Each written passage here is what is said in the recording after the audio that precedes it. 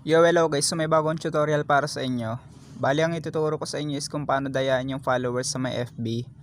Ayan. So kung bago ka pa lang sa YouTube channel, please like, comment, subscribe, and hit the notification bell para lagi kang updated kada upload ko ng video. Ayan.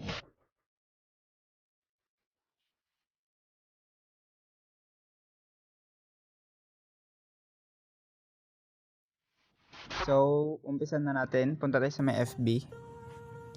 Ayan. Kung makikita nyo yung followers ko is 392 lang. Ayan. So ganito yung gagawin nyo.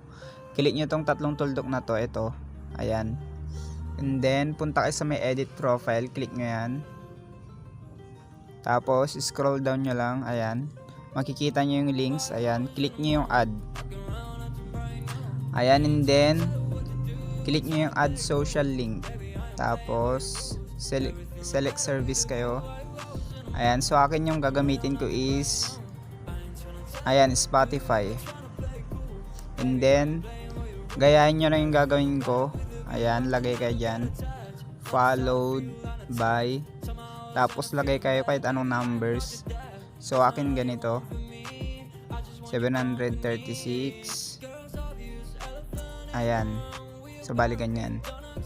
Tapos lagay nyo people. Ayan, followed by 736,054 people. Ayan.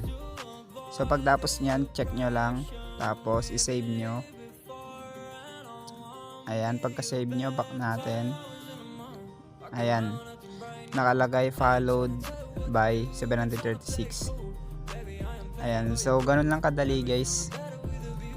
So yun lang, maraming salamat sa panonood. Huwag kalimutan mag-like and subscribe sa aking YouTube channel. Maraming salamat.